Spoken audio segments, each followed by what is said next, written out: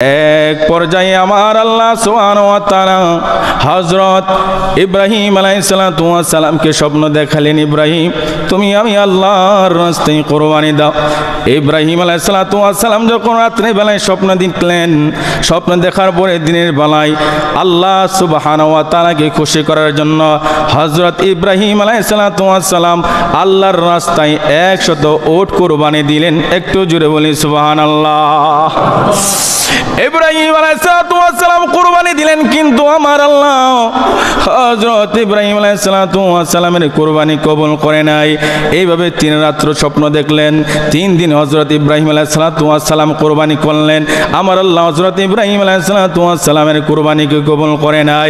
Last পর্যন্ত আমার আল্লাহ বলেন, ইব্রাহিম ও ইব্রাহিম রে, তুমি তোমার সবচেয়ে আদরের মহব্বতের যে জিনিসটা আছে, যে প্রাণীটা আছে, ওই প্রাণীটা আমি আল্লাহর রাস্তায় কুরবানি দাও। একটু জোরে বলি সুবহানাল্লাহ।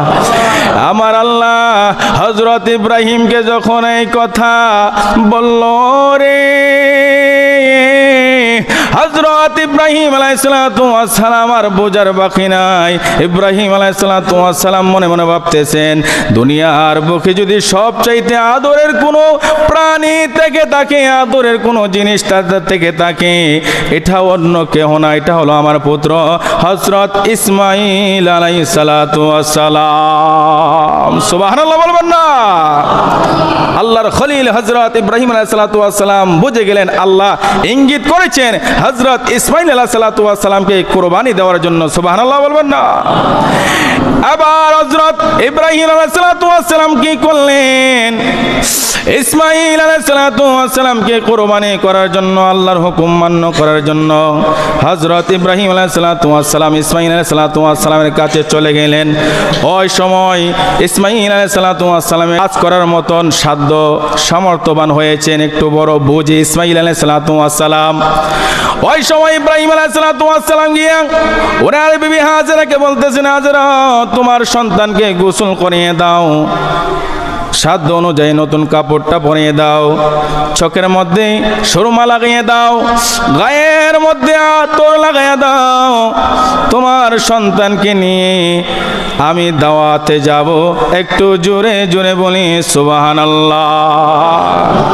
এখান থেকে শিখার বিষয় আছে, ইব্রাহিম আলাইহিস সালাম ইসমাঈল আলাইহিস সালামকে গোসল করানোর জন্য বলেছেন, সুরমা লাগার জন্য বলেছেন, গায়ের মধ্যে আতর সুগন্ধি লাগানোর জন্য বলেছেন।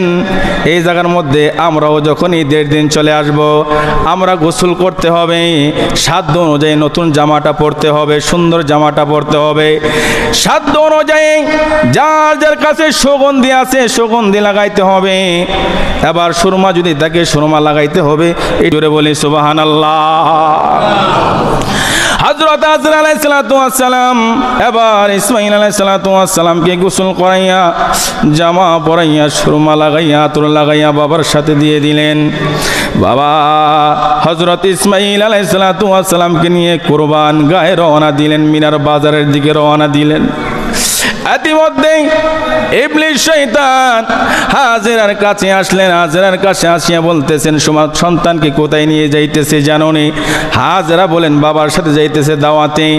ইবলিস শয়তান বলতেছেন, দাওয়াতে না, তোমার সন্তানকে জবাই করার জন্য নিয়ে যাইতেছে। ইবলিস শয়তান যখন এই কথা বললেন, হাজেরা বললেন, কোনোদিন শুনেছ নির্দোষ সন্তানকে বাবা জবাই করতে? কোনোদিন শুনেছে কিনা? এই কথা যখন বললেন, ইবলিস শয়তান বলতেছেন, হাজেরা আল্লাহ হুকুম করেছেন তোমার সন্তানকে কুরবানি দেওয়ার জন্য, জবাই করার জন্য। ইবলিস শয়তান যখন এই কথা বললেন, হাজেরা বলতেছেন, আল্লাহ যদি হুকুম করে থাকেন আমার ইসমাঈলকে আল্লাহর রাস্তায় আমি দান করে দিলাম। আল্লাহু আকবার বলবেন না? আমার সন্তানকে আমি আল্লাহর রাস্তায় দান করে দিলাম। এখান থেকে ইবলিস শয়তান ঠাই না পায়া, ইবলিস শয়তান মনে মনে ভাবতেছেন, ইসমাঈল তো মোটামুটি একটু ছোট, ইসমাঈলকে যদি কুমন্ত্রণা দেই তাই ইসমাঈল কুমন্ত্রণার মধ্যে পড়ে যাবে। ইসমাঈলের কাছে গেলেন, যা বলতেছেন, ইসমাঈল তুমি তোমার বাবার সাথে কোথায় যাইতেছ? ইসমাঈল বললেন, বাবার সাথে দাওয়াতে যাইতেছে। এবার শয়তান বলতেছেন, দাওয়াতে না, তোমাকে জবাই করার জন্য নিয়ে যাইতেছে। ইসমাঈল বললেন, কোনোদিন শুনেছ তার সন্তান কোরবানকে বাবা জবাই করতে আমি বিশ্বাস করি না। ইবলিস শয়তান বলেন, আল্লাহ তোমার বাবাকে হুকুম করেছেন তোমাকে কোরবানি করার জন্য। ইবলিস শয়তান যখন ইসমাইলকে এই কথা বললেন, ইসমাইল ডাক দিয়ে বলেন, আল্লাহ যদি আমার বাবাকে হুকুম করে থাকেন, আমি ইসমাইল আল্লাহর রাস্তায় কোরবানি হয়ে যাব, আমার মনে কোনো দুঃখ নাই, কোনো কষ্ট নাই। আল্লাহু আকবার বলে। ইসমাইলের কাছে ইবলিস শয়তান ঠাঁই পাইল না। এবার ইসমাইল আলাইহিস সালাম বাবাকে বললেন, বাবা আসলে আমাকে আপনি কোথায় নিয়ে যাইতেছেন? এবার বাবা জবাব দেন, কুরআনুল কারীমের মধ্যে আমার আল্লাহ বলেছেন, ফালাম্মা বালাগা মাউ সায়া ক্বালা ইয়া বুনাইয়া ইন্নী আরা ফিল মানামি আন্নী আযবাহুকা ফানজুর মাযা তারা ক্বালা ইয়া আবাতি ফাআল মা তু'মারু সাতাজিদুনি ইনশাআল্লাহু মিনাস সাবিরিন। আল্লাহু আকবার। ইসমাইল যখন কাজ করার মতন বয়স, বাবা জবাব দেয়, তোমাকে আমি কোরবান গাহের দিকে নিয়ে যাইতেছি, আল্লাহ হুকুম করেছেন তোমাকে আমি জবাই করার জন্য, তুমি কি বলো? সুবহানাল্লাহ বলবেন না? ইব্রাহিম নবী বলতেছেন, ইসমাইল তোমার মতামত কি জানো? ইসমাইল আলাইহিস সালাম বললেন, বাবা কে হুকুম করেছেন? এবার ইব্রাহিম আলাইহিস সালাম বললেন, আল্লাহ হুকুম করেছেন। যেই মাত্র হযরত ইব্রাহিম আলাইহিস সালাম এই কথা বললেন, ইসমাইল আলাইহিস সালাম বললেন, বাবা ক্বালা ইয়া বাতি ফাআল মা তু'মার সাতাজিদুনি ইনশাআল্লাহু মিনাস সাবিরিন। ইসমাইল বলতেছেন, বাবা আল্লাহ যদি হুকুম করে থাকেন, আমি ইসমাইলকে আর দেরি করেন না, আল্লাহর রাস্তায় কোরবানি করে দেন।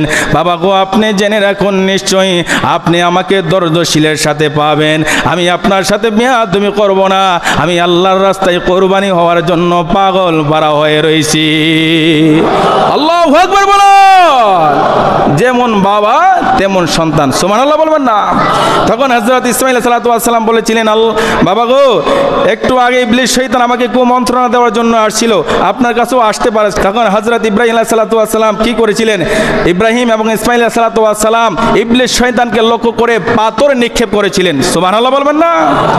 এখনো হাজিদের জন্য একটা আইন জারি করে দিয়েছে, ইবলিস শয়তানকে পাথর নিক্ষেপ করতে হবে 7টা। চিৎকার মেরে বলি সুবহান। ওখান থেকে বিধান, একটু মনে রাখেন। আবার হযরত ইব্রাহিম আলাইহিস সালামকে নিয়ে যখন ইসমাইল আলাইহিস সালামকে নিয়ে মিনার বাজারে গেলেন, এবার কুরবানি করে ফেলবেন। ইসমাইল আলাইহিস সালাম ডাক দিয়ে বলেন, বাবা গো, আপনি আমাকে কুরবানি করবেন, কোনো অসুবিধা নাই, আলহামদুলিল্লাহ, আল্লাহর দরবারে শুকরিয়া জানাই, আল্লাহ আমাকে পছন্দ করছে। ইসমাইল ডাক দিয়ে বলেন, বাবা কুরবানি করার আগে আমার কয়েকটি কথা আছে। ইব্রাহিম আলাইহিস সালাম বললেন, কি কথা? ইসমাইল ডাক দিয়ে বলেন, বাবা কুরবানি করার আগে, জবাই করার আগে আমার হাত পা গুলি আপনি বেঁধে ফেলবেন। আপনি যদি আমার হাত পা গুলি না বেঁধে ফেলেন, আপনি যখন আমার গলার মধ্যে ছুরি চালাইবেন, আমার হাত পা গুলি আমি নাড়াচাড়া করব। একটা ফোঁটা রক্ত যদি আপনার জামা মুবারকের মধ্যে পড়ে যায়, কাল কিয়ামতের ময়দানে আল্লাহর কোর্টের আমি আসামি হয়ে যাব।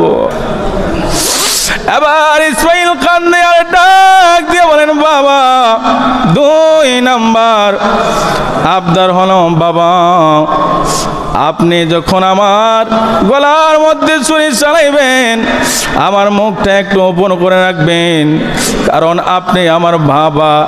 আপনি যদি আমার চেহারার দিকে তাকান, আমি যদি আপনার চেহারার দিকে তাকাই, চোখের মধ্যে যখন চোখ ভরে যাবে, আপনার মায়া লেগে যেতে পারে, আপনি এখান থেকে বিরত হতে পারেন।